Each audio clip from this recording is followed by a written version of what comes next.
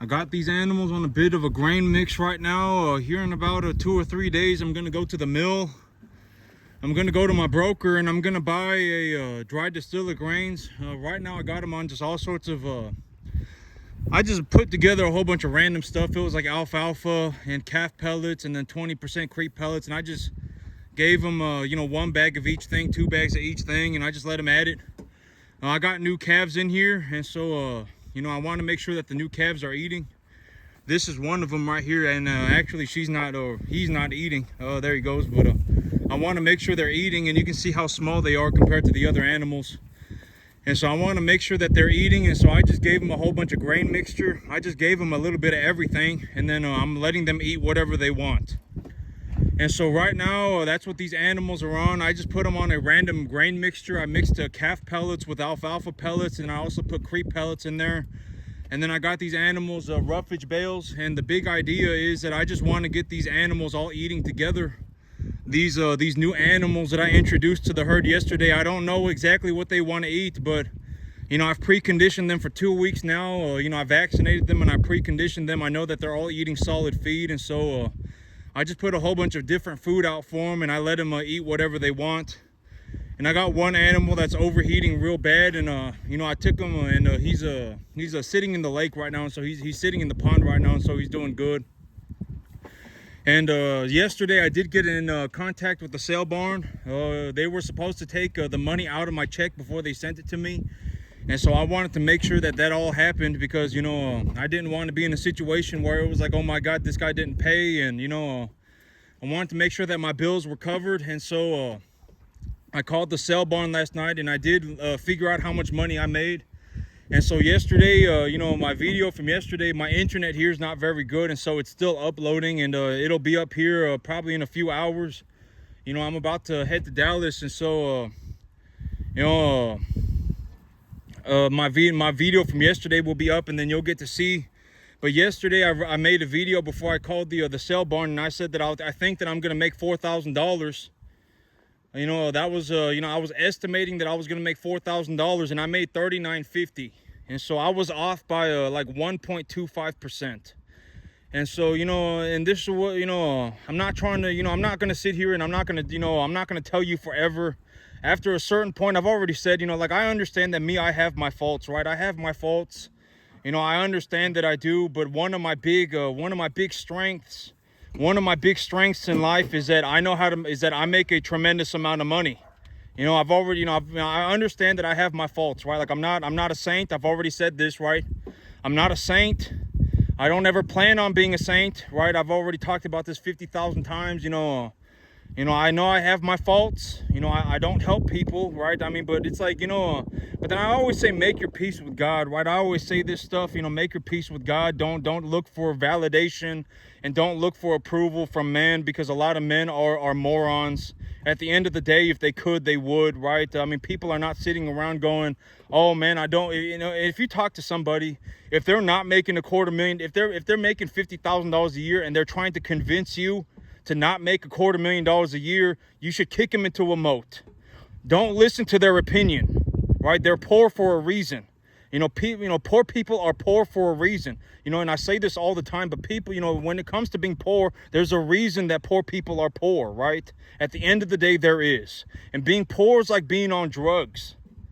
You know, if you look at yourself, if you're on drugs and you go, oh my God, well, it's not my fault that I'm on drugs. It's not that big of a problem that I'm on drugs.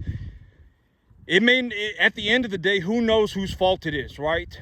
But at the end of the day, you need to give up the drugs. You need to, or you're going to die that way, right? At the end of the day, it just is what it is. And it's the same thing with being poor. I don't exactly know why you ended up being poor, right? I don't know why it happened to you, but you need to give it up. You need to give up being poor. I mean, you need to start, you know, and, you know, the thing is that I have my faults, right? I don't help it. But here's the thing. It's like me, when I say I don't help people, maybe if I give you my perspective, you'll understand. Me, as of right now, I'm working on, you know, I got about $2 million worth of equity, and I am my only employee. I'm the only person on my farm doing, you know, I'm doing everything for myself, right? And I got about $2 million worth of equity, and it's, you know, I'm in the process. Well, right now I'm at about $1 million. Right now I'm at about $1 million, and I'm doing about a 12-14% return, right? And I'm working on getting another million. Here probably within the next 6 months, I'll have another million in equity.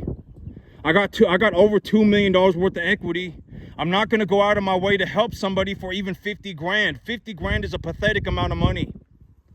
Why? You know, and imagine being me, right? I'm working on like $2 million worth of stuff, right? Just put yourself in my shoes for a minute. Imagine that you are working on $2 million worth of stuff. Are you going to go out of your way to help somebody for 50 grand? No, you're not. It would be a waste of time. 50 grand is a pathetic amount of money, right? I mean, in the next 2 years, and here's the thing, it's like if you genuinely want me to show up and hold your hand, you are going to need to pay me substantially more than $5 million a year. Because at the rate that I am going right now, for me to get to $10 million over the next 2 years, I've already made $2 million. I only need to make 8 million more, right? It's not impossible. I only need to fivefold what I'm doing. If I take what I'm doing and multiply it by 5, I will be at over 10 million, right? I mean, if you genuinely want me to help you and you want me to sit there and hold your hand, you have to understand that I'm not going to go out of my way to lose money. You are going to have to pay me substantially more than $5 million a year, because here's the thing, it's like, why would I go out of my way to help somebody to make money that I'm going to make on my own anyway? I'm already on track to do over 5 million a year for the next 2 years, right? Why would I go out of my way to hold somebody's hand for the same amount of money? Now I'm in a situation where I have to deal with your problems too, right? Why would I do that? And I've already said, a lot of poor people, it's like drowning in the ocean. There's a reason you're poor. And if you're drowning in the ocean and I show up and I try and save you, chances are you're going to try and take me down with you. You're not just magically going to turn into a reasonable person. Right? You have to, you know, maybe when I give my perspective, people will start to understand, why do I do things the way that I do? And I've always said, don't look for validation and don't look for opinions from people. A lot of men are morons. A lot of men are tards, right? If they could, they would.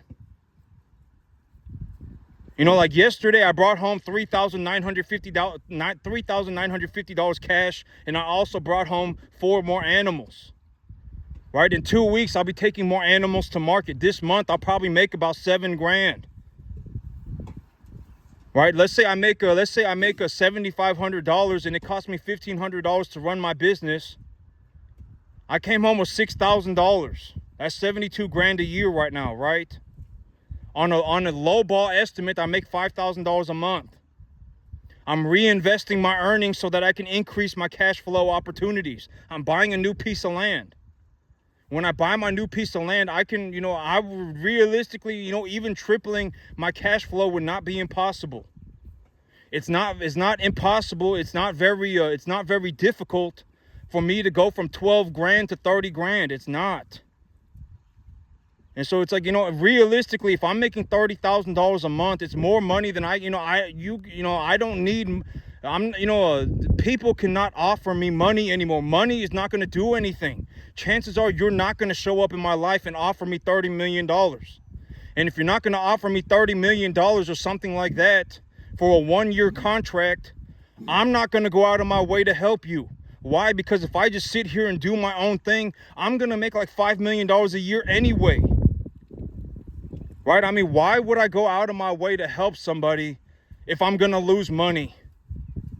A lot of these times, and I've already said, by the time you're poor, you're pretty much stuck that way forever, right? And if someone tries to help you, you wouldn't even know what rich was if it slapped you in the face tomorrow. You wouldn't even know what you're looking at. You know, and it's like, if I go, you know, it's like, you got to take my perspective into consideration. I'm not sitting here trying to be a prick to people. I'm not sitting here trying to be a dick or whatever, you know. I'm just telling you what I see. And in realities, this is the best that free help is going to get. At the end of the day, there is a reason why. And it's like, a lot of you don't understand. A lot of people, if you're watching my YouTube channel, you probably don't understand that making $6,000 to $7,000 a month on a 10-acre field running commercial cattle is like world-class level good. It is unbelievably good. It might be like 1 in 10 million odds. A lot of you don't understand that. You know, I brought home $4,000 cash yesterday after I bought my 4 new animals. Let's say, you know, I take 2 lot of animals to the market every month. You know, and it cost me $1,500 for the month. So I bring home 8 grand, subtract 1,500. I'm making $6,500 a month. If I lowball myself, I'm making 5 grand. You know, a lot of you don't understand that.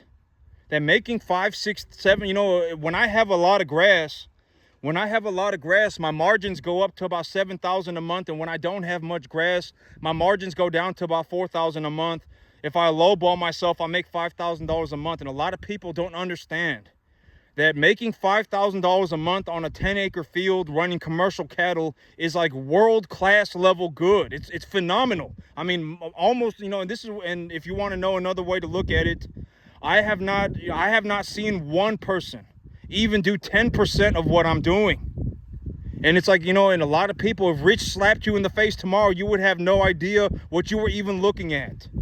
You would have zero idea. You wouldn't even know. And I've already said that money is not subjective, right? Money is objective. I brought home $4,000 yesterday. I brought home 4 animals and $4,000. It just, the number is the number. Right, I went and I bought, I bought preconditioning stuff. I bought preconditioning stuff, and I spent $100. I brought home feed to precondition the animals, and I took them to the doctor to get them looked at. Cost me $100 for everything. It cost me $100. $100 is $100. 4 grand is 4 grand. And so it's like a lot of people, a lot of people don't. And this is also what I mean by I don't look for the opinions of others. Right? I don't seek validation from others. If you could, you would. At the end of the day, don't follow me around going, right? Oh my God, right? Whatever it is that you're doing, keep it. If you're poor, keep it to yourself. I've already said that 50,000 times, right? If you're poor, keep it to yourself, because at the end of the day, the last thing you want to do is start dragging other people into being poor like you. Right? If you're poor, keep it to yourself. There's a reason you're poor. There is no benefit to being poor. You're not poor because you're a good person. You're not poor because you're living a good life. You're poor because you are poor, right?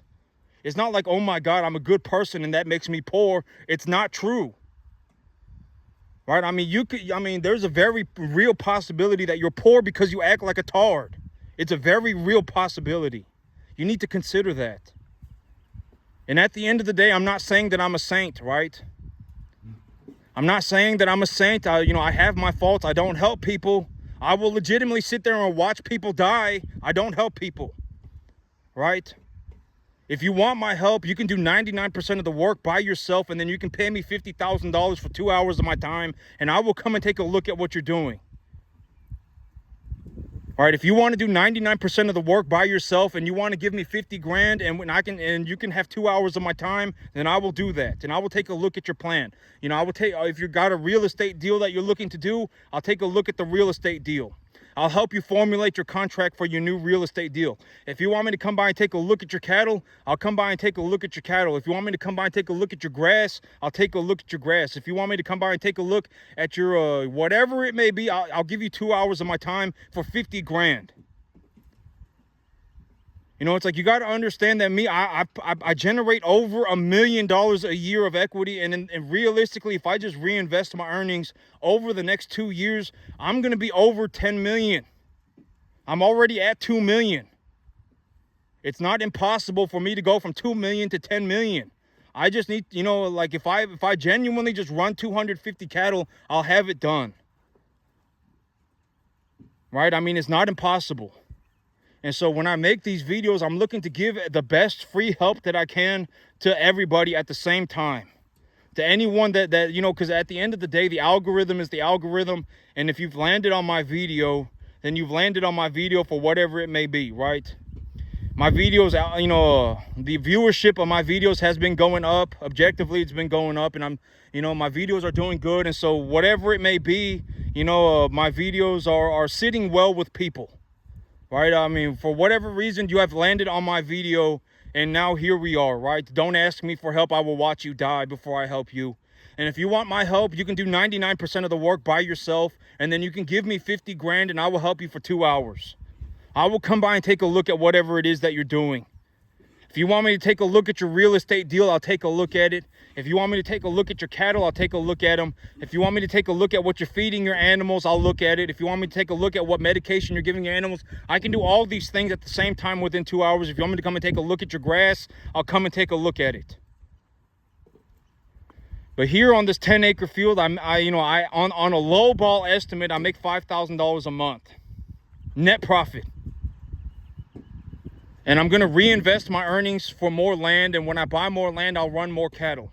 And I talked about this yesterday in my video too, but my big philosophy about money is if you could, you would. So when you talk to somebody, if they're, especially if they're a poor person, if they're coming off as a poor person, don't take their opinions and don't look for their validations. Kick them into a moat. There's a reason that they are poor. You are not poor because you are a good person. You're not poor because, you are poor because you are poor and your actions are leading you to become poor. Right? There is no benefit to being poor. There is nothing that you gain from being poor that you could also have if you were rich. Nothing. You could be a good person and be rich. You could have a good family and be rich. Being poor does not give you a good family. Being poor does not make you a good person. I mean, you can do all the things that you could do as a poor person, as a rich person, right? And at the end of the day, if you genuinely want to become rich, I mean, the last thing you need to overcome is yourself. It's nothing to do with money. It is yourself. You need to overcome yourself. And yesterday, I was going to talk about this, but my father actually got robbed yesterday at gunpoint, and so he's okay.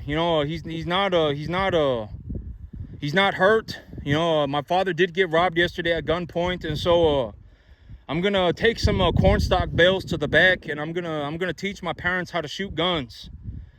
And my father doesn't need to learn how to shoot a gun, but we're gonna go practice. My father, Korean men, all Korean men born in Korea, if you are a Korean citizen, you are drafted into the military. And so my father has been in the military. All Korean men at 18 years old go to the military, granted that you don't have some special pardon.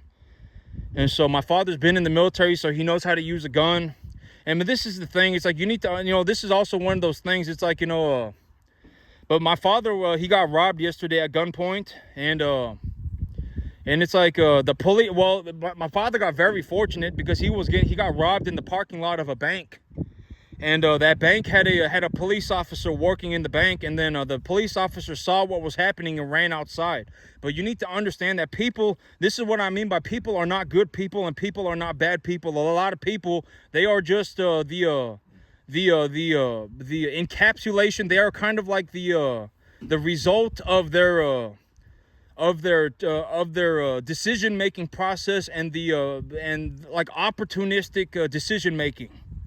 A lot of people, I don't classify people as good people or bad people, right? A lot of people are just, they make their decisions, and then either they have good character or they have bad character, and et cetera, et cetera. It's not like they're just default to good person and they're not default to bad person, right? And it's like when you take a look at the world, you should understand that a lot of people are kind of a tard, right? I've already said this 50,000 times. But a lot of people, if you think you're a good person, you're probably not a good person. If you think you're a bad person, you actually probably have more of an opportunity, of a more realistic chance of being a good person, because you probably think you're a bad person because you're kind of a good person. If you think you're a good person, you're probably not a good person. Let's just be honest. And so, my father did get robbed yesterday at gunpoint, and he got robbed in the parking lot of a bank. In kind of a sketchy part of town. The part of town is it's not good. I mean, there's a lot of prostitution and a lot of drug dealing, and it's not good. I know people know it's not a good part of town, and but my father did get robbed, and so I'm gonna take some cornstalk bales out to the back, and we're gonna practice shooting guns. And it's like, you got to understand that the big thing, is that people are not good people and people are not bad people. A lot of people, they are just a microcosm of a universe, and they're making decisions. And, when they make decisions, they're not making decisions because they're a bad person. They're making decisions because they're a tard, and they have poor character, or they're good, or they have good character. And a lot of people, it's like they're not a good person or a bad person, right? I've already said that the big idea of being a human being is that you have a voice inside of you, right? You have a rational being inside of you, and it is subliminally making decisions for you. It is. If you're sitting there on the couch, budgeting your last $20, if you're sitting there on the couch budgeting your last $20, that's your inner voice is telling you to do that. And so that's what you're doing, right? That's your rationality. What I should do right now is budget my last $20, and that's not good, right? Why is that happening? Probably because you're a tard and you have poor character. Probably, right?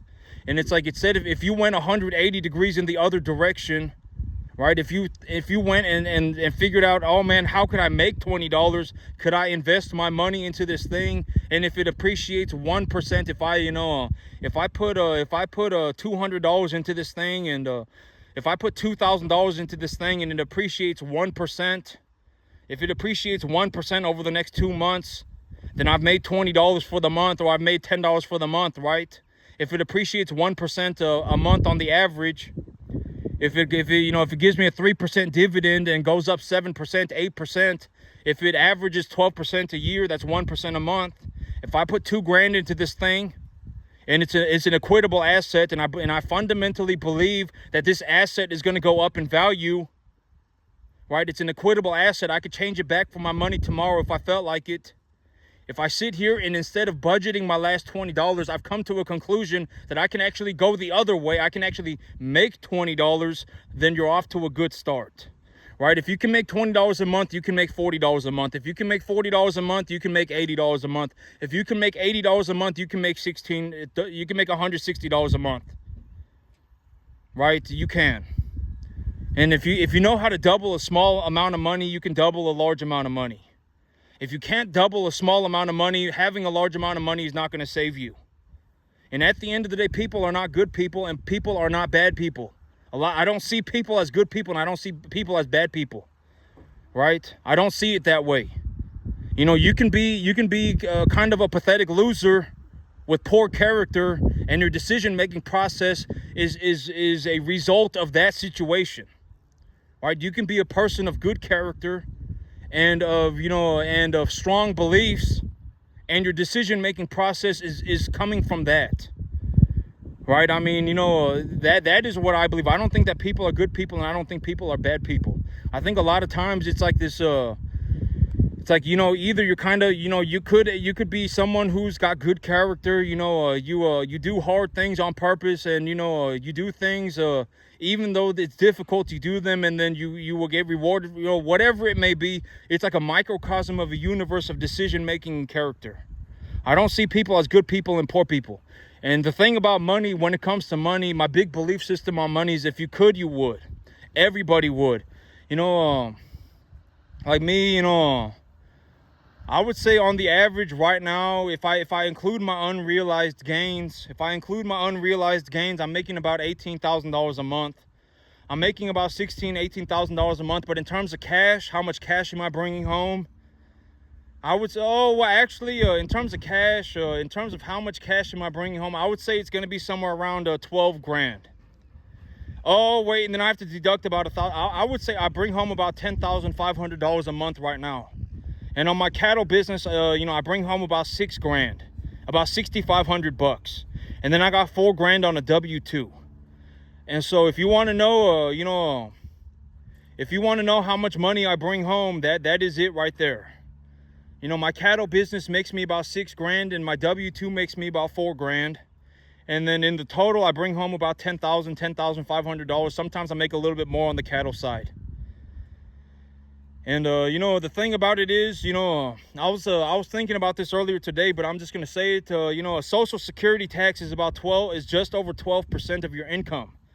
And so the thing is like, if you don't learn how to invest, if you don't learn how to purchase tax deductible assets, which you don't need to, I've already said that, by the time that you are looking to become a very high level investor, if you want to become a high level investor, the way that I would define a high level investor is somebody who is able to appreciate an asset on purpose. They are knowledgeably able to appreciate the asset themselves. You know, in a very good situation, the analogy that I use in terms of me and how I do it is my farm, right? I bring home 1 to 1.5 type medium, large frame animals. I calculate how much am I paying per unit of protein and how much am I paying per unit of energy. And then I estimate that I need to feed my animals about 3.5% of their 3.25% of their body weight a day in dry matter and 65% energy at 12 to 14% protein on a 2-to-1 calcium phosphorus ratio, right? I've already said that 50,000 times. The answer's been the same every single time. And so when I budget my numbers, those are the numbers that I run. And then I calculate what type of animal am I looking to bring in, how much am I looking to pay per animal. You know, if I put this animal on this type of diet, how long do I think it's going to get them to get to a target weight? And then I crunch the numbers, and when the numbers work, I run the business, right? And you know, and I'm not trying to sound like a prick. I'm not looking to be whatever. I'm just looking to be as straightforward as I can. I anticipated that I was gonna make $4,000, and I made $3,950. I was off by 1.25%. Right? I mean, you got to learn how to do these things. Right? You should not be off completely, because then it's like, I don't know what you were doing, but don't tell me I don't want to know what you were doing. Keep it to yourself.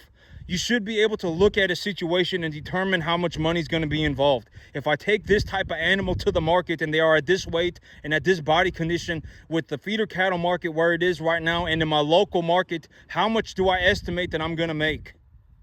You should be able to answer these questions. If you've been watching my video for any period of time and you've been taking this seriously, if you have been taking this seriously, you should be able to answer these questions yourself. What kind of animal am I bringing in? A 1 to 1.5 type medium large frame animal. In my local area, almost all of the 1 to 1.5 type medium large frame animals are either going to be an Angus, a Hereford, a Charolais, or a Brahma, right? Something like that. All of them, almost all of them. And if you look at an animal and you don't know what it is, then don't buy it.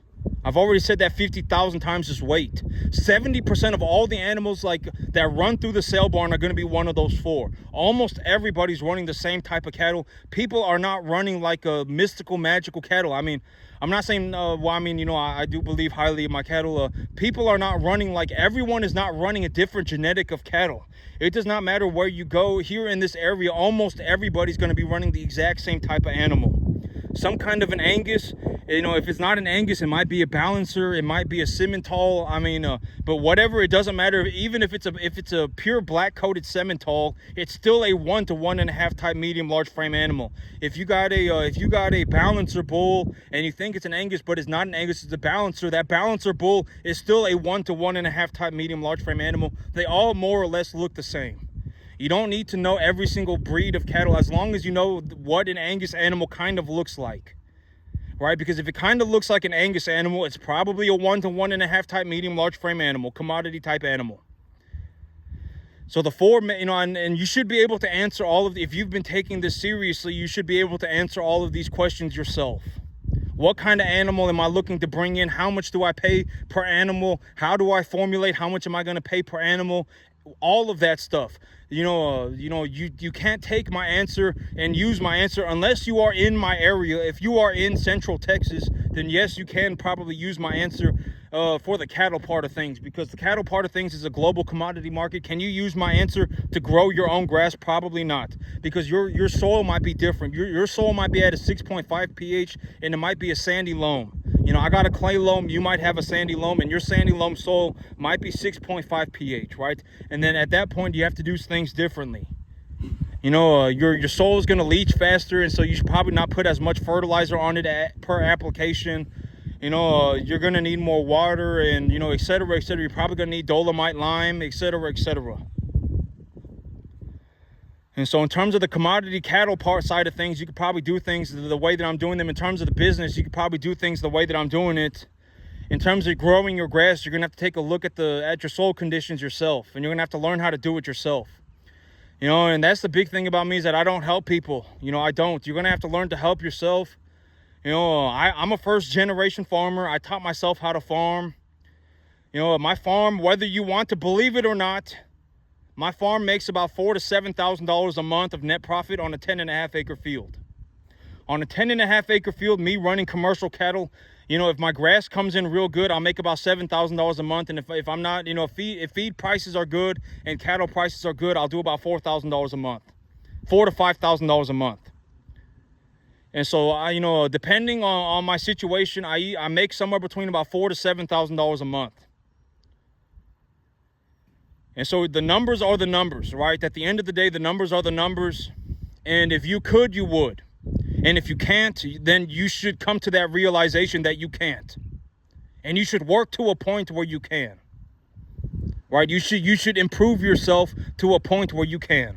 And when I show you this, I'm already showing you that it's possible. Nobody showed me that it was possible. When I first started, I was a first generation farmer. I am a first generation farmer. I'm the first person in my family to farm. To be a cattle farmer, I'm the first one. You know, and I make $4,000 to $7,000 a month of net income, take home pay on a 10.5 acre field.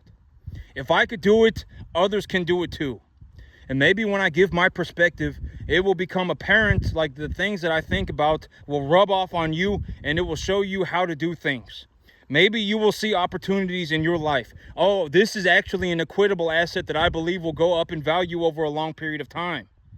Right? I think that this is it right here, right? The S&P 500, whatever it may be. And it's like, if you really want to push up your investment game, if you want to get to the point where it's like you can go to the bank and take a loan for $1 million like I did.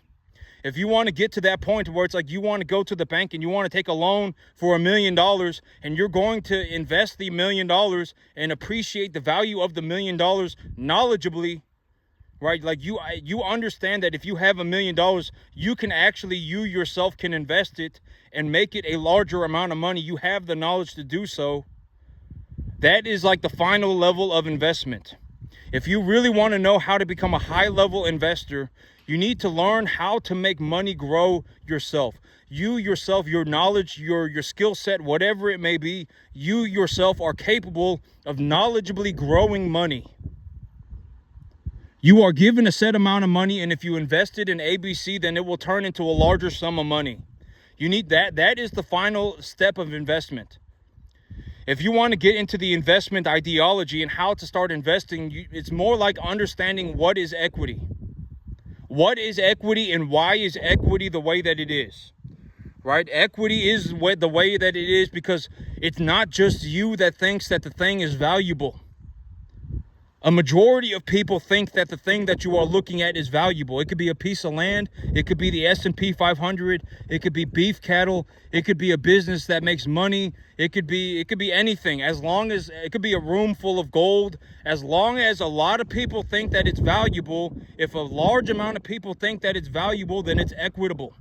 If you got a room, if you put 10,000 people in a room at random, if you put 10,000 people at random in a room and you asked everybody in the room and you cut out all the morons, everybody would say that the thing that you are talking about is valuable. Beef cattle are valuable. A piece of land is valuable.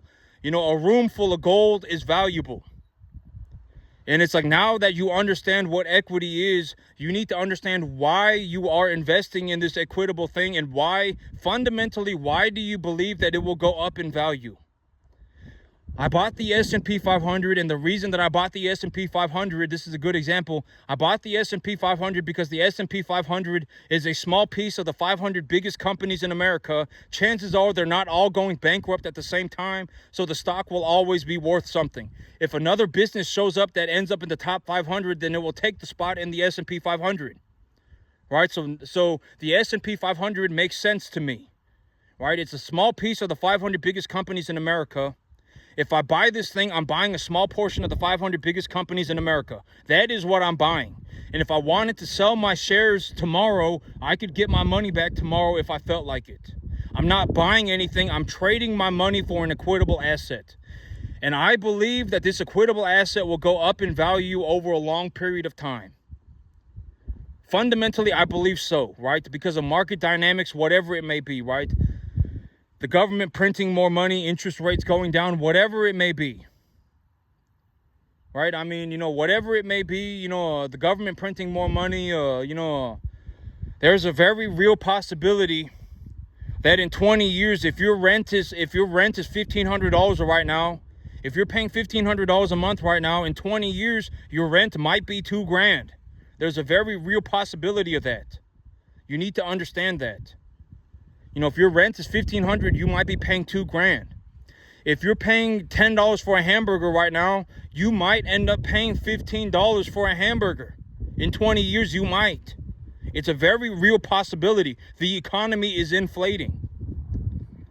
And if the economy inflates, then the S&P 500 will go up in value essentially. Because money is relative, right? If there's more money in the system, the dollars are valued at a less amount. And so the value of the S&P 500 is going to go up. If you have $500 today, in 20 years, it's still going to be $500. But if you buy the S&P 500 today at 550 or whatever, the SPY at 550, and in 20 years, the SPY went from 550 to 850, then the $550 that you put in the SPY is now $850. And the $300 difference, you don't have to pay tax on it. It's an unrealized gain. Right? So your 550 grew to $800. And so it's like, you know, it does not matter what we're talking about. If you want to get into investing, and if you don't learn how to invest, you're going to be poor forever. And I would be willing to take a bet with everybody in the entire country, 10-1. If you do not invest, you will be poor forever. That is the bet. If you manage to become rich without investing, I will legitimately pay you out 10-1. My 10 to your 1, I will pay you out. You know, if you just stay poor your entire life, you have to pay me 1 to 10, you're 1 to my 10. I would take that bet with anybody in the entire country, everybody in the entire country. You know, if you don't learn how to invest, you're going to be poor forever. It just is what it is. I mean, you're going to be poor forever. You know, you have to learn how to invest, and to learn how to invest, you need to develop an idea of what an investment is. Why are you taking your money and buying this equitable asset? Because when you buy the equitable asset at its appraised value, you're not actually spending money. You are trading the money for the thing at its appraised value, at its reasonable value. And you can always trade it back if you needed to. Or if the thing that you buy goes up in value and you don't want to liquidate it to access your cash, you can take your equitable asset to the bank and they will appraise it, and you can open a line of credit against it. Right? The banker is going to think that it's valuable as well. That's the entire idea of an equitable asset. The banker is going to think that it is valuable as well. It's not just you, right? Everybody, if you took a room and you took 10,000 people at random and put them in a room and asked them, is this thing valuable? And you cut out all the morons, everybody would say yes. A room full of gold is a very good example. If you had a room full of gold and you asked people, if you asked 10,000 people at random and you cut out all the morons, everybody would say, yes, this is valuable. Well, then, you know, you can take a banker that understands gold to your vault of gold, have it appraised, and then you can open a line of credit against it and use that as you would money and purchase whatever it is that you need. And so, you know, you're going to have to learn how to invest. If you don't have an idea on what investing is, then you're going to be poor forever. If you don't develop an investment philosophy, you're going to be poor forever. I would be willing to bet 10-1, my 10 to your 1 on those odds. You will be poor forever. You know, and if you can't double a small amount of money, you're not going to double a large amount of money. I was talking about this yesterday. But if people woke up tomorrow and said, you know, I can legitimately run 200 cattle, like I can actually do it, then you would go and do it. I've already shown you that I make about $60,000 a year on my field, right? I may make a little bit more. I make about $60,000 on a conservative estimate. I make about $60,000 a year of net income on my field. Most people, if they could do it, they would be doing it. The reason they're not doing it is because they can't. And if you can't, you need to become aware of that situation and then do better for yourself. You know, you need to get to a point where you can. That's the big idea. right? You don't want to be poor. You don't want to be poor forever, and you definitely don't want to be poor forever. You don't want to be poor tomorrow. You don't want to be poor, in the next minute. Realistically, you don't want to even spend 1 second more of your life poor. Realistically, you don't. And I'm not saying this to sound like a prick, but by the time, people have become poor, there's a reason you're poor. And chances are you will not be able to turn on a dime. Most people can't. If you did turn on a dime, it would be a miracle. It would not be normal. If you turned on a dime tomorrow and you were like, you know what, I'm just going to go and start learning about the S&P 500. I'm going to start looking for an equitable asset. I'm going to find a job that pays me $10 more an hour, because if I take this $10 an hour and I invest into this equitable asset, and the equitable asset goes up in value over the next 20 years, I could genuinely become a multimillionaire in 20 years, right? Chances are you're not going to do that. If you are poor today, chances are there's a reason you're poor today, and that reason that you are poor today is going to be the same reason that you're poor tomorrow, and it's going to be the same reason you're poor next week, and it's going to be the same reason you're poor forever. Chances are, and if you turned on a dime, it would be a miracle. By the time the problems have started, you are a massive pile of problems, right? And chances are you are stuck under it. Chances are you are. You're not going to wake up tomorrow and go, oh my God, I just have to make $10 more an hour. And if I make $10 more an hour, I can invest this money into an equitable asset. And if I hold on to this equitable asset that I believe will go up in value over a long period of time, I can make my money grow, and I can make a large sum of money over the next 20 years. Chances are you're not going to do it. If you did do it, I would be very happy for you. I would be very happy for you. There's nothing that I gain from you failing. And if you really took investment very seriously, if you took it very seriously and you wanted to become a high level investor, you yourself have the knowledge to make money grow on your own. If I gave you money today, you could invest it in a way that would make the money grow on purpose. Then, you're going to have to put in even more effort. You're going to have to put in even more effort. You're probably going to have to develop a very deep understanding of your investment. But that is like the ultimate form of investing. The ultimate form of investing is that you are making your money grow on purpose. You yourself have the knowledge to grow any sum of money. If you took a loan for $1 million tomorrow, you could turn it into $1 billion in 20 years. You could do it. That's high level investing. If I gave you if you went to the bank right now, if you genuinely believed in yourself, right? You said, man, I could actually do this.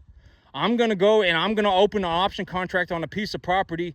I'm going to go to the bank and I'm going to take a loan for 200 cattle. I'm going to go on this piece of property, open an option contract on it, go and buy 1 to 1.5 time medium large frame animals, add 10% deduction of the feeder cattle number and cut that in half. I'm going to go to the feeder. I'm going to go to the sell barn and find feeder animals at that price range. And then I'm going to go and take them to my new piece of land. And I'm going to take them to my new piece of land. And when I feed them on that new piece of land to make money, I'm going to take that money back over to the bank and ask the bank to leverage it for me to finance my deal. And then I'm going to open an LLC and tie these assets to the new LLC so I'm not at risk for anything. If you genuinely did that, like if you turned on a dime and that's what you did, I would be very happy for you. I would be very happy for you, but chances are you're not going to do it. I would be willing to bet 1,000 to 1 on that one. Like if you genuinely want to become a high-level investor, you are going to have to learn how to grow money on your own. If you are given money, you can make it grow yourself.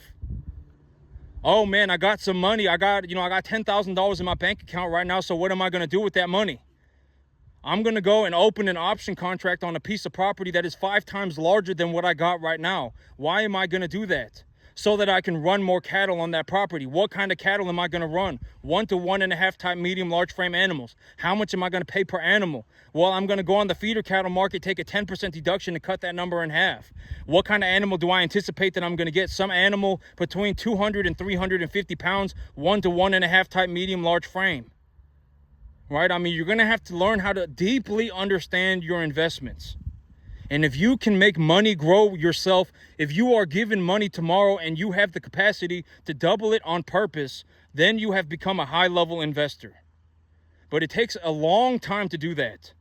You know, if you manage to do that tomorrow, I would be very, if all of America managed to do that tomorrow, I would be happy for everybody.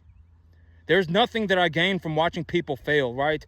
Like, you know, imagine watching somebody fall off a ladder and laying on the floor, right? And they're dying. Does that sound like it's going to be funny? Does that sound like it's amusing? It's not. That's what I mean by a lot of people, you know, you go on the, you know, by the time you've fallen off the ladder, it's too late. You have no retirement. You're completely broke. I mean, you've been poor forever, and, you know, it's not good. Like, it's not funny, and it's not amusing, and I don't get a kick out of it. You know, and, you know, if everybody in America woke up tomorrow and became an investor, I would be very happy. If everybody became a very high-level investor, I would be very happy. I would be very happy for everybody. You know, I'm not sitting here hoping that people fail, right? I already said that that's one of the most, you know, moronic things that you can do is follow somebody around hoping that they fail. And if you're poor, you should keep it to yourself. There's a reason you're poor, right?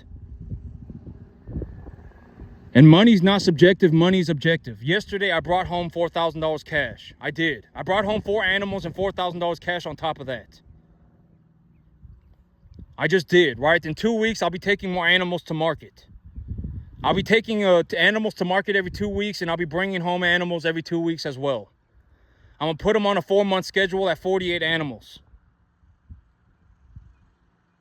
And so, you know, by the time that if you genuinely want to understand what high-level investing is, I am telling you what my belief system is. At the end of the day, there is a reason why I generate over $1 million of equity a year, right? There's a reason that I make $12,000 a month. You know, realistically, I'm going to go up to 30 here pretty soon. I'm going to be making $30,000 a month here pretty soon. There's a reason for that. All right, and you should bake the money into the pie. You should consider that. I'm not saying I'm a good person. I understand that I have my faults. I will legitimately watch you die. If you want to get in the cattle business, don't ask me for help. If you do 99% of the work by yourself and you give me 50 grand, I will come and take a look at what you're doing for 2 hours. And you need to understand my perspective. You know, I make over $1 million of equity a year. I generate about $12,000 a month in just free cash flow. Why would I go out of my way to help somebody for even 50 grand? I'm working on a piece of property right now that is legitimately going to triple my income. Why would I go and help somebody for a pathetic amount of money like 50 grand? 50 grand is such a small amount of money. I wouldn't piss into a cup for 50 grand. You know, don't ask me to help you for some worthless amount of money, right? If you offer me, like, if you genuinely are going to offer me like $50 million for a 1-year contract, then sure, let me see what you're talking about. I'm on track to make about over $10 million in the next 2 years of my life. You know, don't come and offer me your worthless deal. I don't care about your worthless deal. You could die tomorrow. I don't care. Right? I mean, I'm being dead serious. I make more money than I could ever use. Even right now on my 10-acre field, I'm making like $7,000 a month, $6,000 a month of net profit on just my cattle. I bring home about $11,000 a month of cash flow. That's how much money goes into my bank account every single month. Here in about 6 months, that's going to about triple. You know, I make about $35,000 a month. I'm on track to make about $35,000 a month take-home pay. That's how much money I bring home. I'm not going to help you for 1 month of pay. You know, I'm not going to go and help you for some worthless amount of money. 50 grand is such a small amount of money. Don't ask me to help you for 50 grand, right? That is so pathetic, right? I mean, I'm not going to help you for 50 grand, right? I mean, I'm just not going to. I mean, that's a worthless amount of money. If you're going to offer me 50 million, we can talk. You know, and it can't be some ridiculous deal like, oh my God, please help me for the rest of your life. You know, realistically, I'll help you for 2 years. If you pay me $50 million, I'll help you for 2 years. That's it. I mean, you know, and it's like realistically, you know, I've already made over, you know, I'm on track within the next 6 months, 6 to 12 months, I'll be over $2 million of equity. I'll be over 2 million. I only need to make 8 million more from this point to have 10 million. And so it's not, you know, like I'm on track to do about 5 million a year for the next 2 years. No, I'm not going to help you for some worthless amount of money, right? If you do 99% of the work by yourself and you want me to come and take a look at it for 2 hours, I will do that for 50 grand. Don't ask me for help. No, I don't want to talk to you. No, I don't want to meet you. I have more money than I could ever use. As long as I continue to run cattle, and as long as some moron tard doesn't do whatever, whatever, right? If I'm left alone to my own devices, I will legitimately sit on a field and just run cattle forever. I will, right? I'm not going to go out of my way to hurt anybody. I'm not going to go out of my way to be a tard to anybody. I'm not going to do it, right? I will legitimately sit on a farm and run cattle forever and just make my money. Genuinely, like if I was left alone to my own devices, to just be left alone, I will legitimately sit on a piece of land and run cattle forever. I'm not going to go out and drink beer every weekend. I'm not going to go and do a bunch of drugs. I'm not going to go out and hurt people, right? I'm not going to do it. I will legitimately just sit on the field and run cattle forever. I would.